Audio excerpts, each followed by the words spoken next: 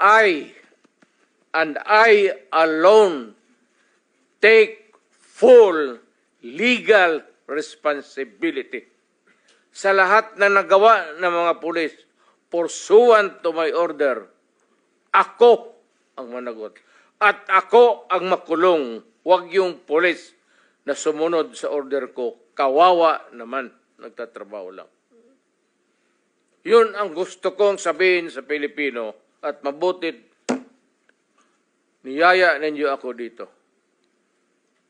Once and for all, yan ang gusto kong sabihin sa tao. Drugs will destroy the Filipino. It will destroy my country. And I will never allow it. Baski ako empleyado sa gobyerno o private citizen, I will do what is necessary to protect my country, my community, at yung mga anak natin. This is a matter of principle. At papagkamatayan ko yan. Before anything else, Senator, I'd like to thank the committee for inviting me para once and for all malaman natin ang totoo. So, I would like to request sa inyo na huwag ninyo akong ituring president or kaibigan. Treat me as a witness and tignan natin kung lalabas yung totoo. So, with your permission, at maraming salamat po sa inyong lahat for inviting me. I'd like to start. My mandate as President of the Republic was to protect the country and the Filipino people. Do not question my policies because I offer no apologies, no excuses. I did what I had to do. And whether you believe it or not, I did it for my country. The war on illegal drugs is not about killing people. It is about protecting the innocent and the defenseless. The war on drugs is about the eradication of illegal substances such as shabu, cocaine, heroin, marijuana, party drugs, and the like, as a menace which ruins people, families, communities, and relationships, and tears apart the social fabric which binds society together in peace, harmony, and brotherhood. It is not unlike slogans which serves as calls for a better future, such as the war on waste, war on corruption, and war against climate change. I have always viewed people addicted to illegal drugs as victims and patients requiring medical help and not as criminals. That is why when the war on drugs slogan came into being, coined first as a message to the people of Davao City, to stay away from illegal drugs, but at the same time, I had a drug rehabilitation facility constructed in Davao City, a city government expense, manned by Davao City government doctors, psychiatrists, nurses, and health workers, among others, to look after the complete rehabilitation of those addicted to illegal drugs. I believe then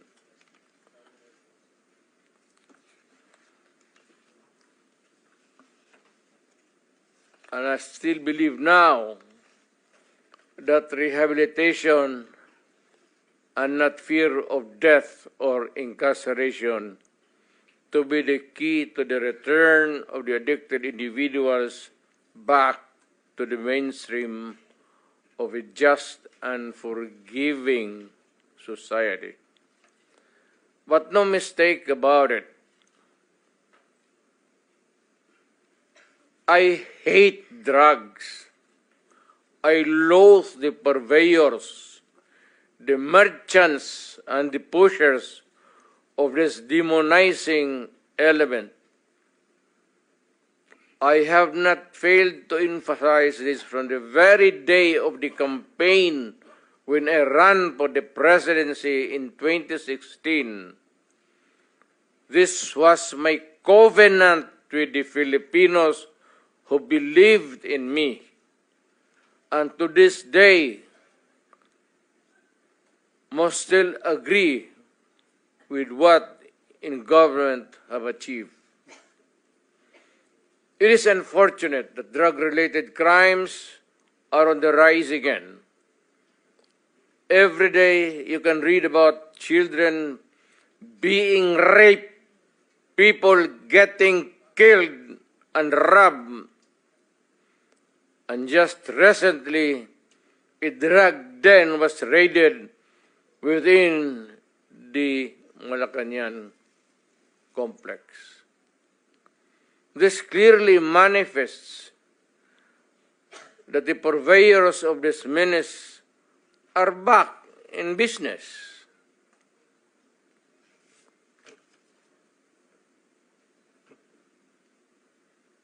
Ano? Gawain natin. The Filipinos are anxious and distressed. Self-preservation is still the first law of nature. It is instinct. It is recognized in our laws as self-defense. That is why I have always told the police authorities and operatives to be mindful of this basic law of nature. However, I tell them not to abuse their authority and power, and hindi ko talaga pinayagan yung abuso ng pulis o sundalo kailanman sa buong buhay ko and as mayor for so many years and as president, in the guise of protecting themselves. But when your very life is placed at risk, and it can be snuffed out in a matter of seconds, then and only then must you act accordingly. Repel the aggression only in self-defense. Alam mo, matagal ako nagturo sa aming bayan sa Police Academy. When I was a prosecutor, to augment my income noon bago akong kasal, nagturo ako sa pulis. Ang sinabi ko talaga sa kanila, when you are arresting a criminal, you are not supposed to request him to surrender. Rather, you have to overcome the resistance. However pag-ayaw, it's the duty of the police is to overcome the resistance kung ayaw mag-surrender. At kung may baril, at kung tingin mo, sabi ko sa mga pulis doon sa academy, mamamatay ka, barilin mo. Barilin mo sa ulo. Patayin mo at least one less criminal in the community. Yun ang utos ko when I was a fiscal and I was a professor doon sa Police Academy. Yun ang turo ko sa kanila. No quarters given, no quarters asked. Criminal ito.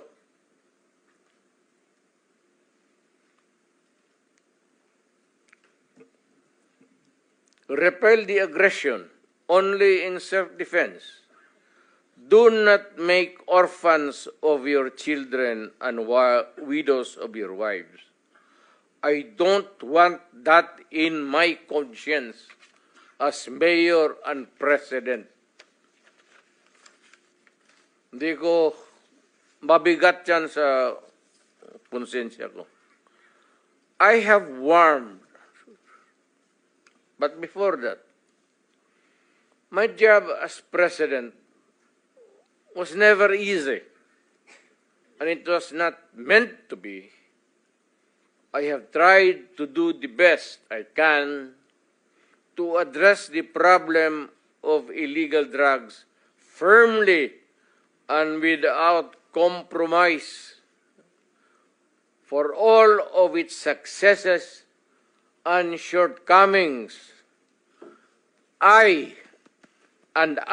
alone take full legal responsibility sa lahat na nagawa ng mga pulis pursuant to my order. Ako ang managot.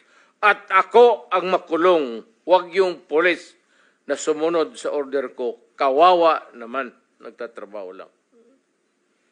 Yun ang gusto kong sabihin sa Pilipino at mabutit niyaya ninyo ako dito.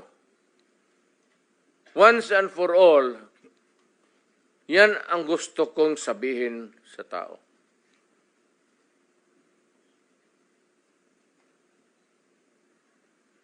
I have warned all of you as your president then and as a private citizen now. Drugs will destroy the Filipino.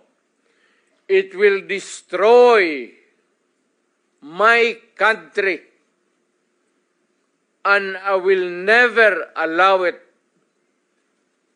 Baski ako empleyado sa gobyerno o private citizen, I will do what is necessary to protect my country, my community, at yung mga anak natin. This is a matter of principle.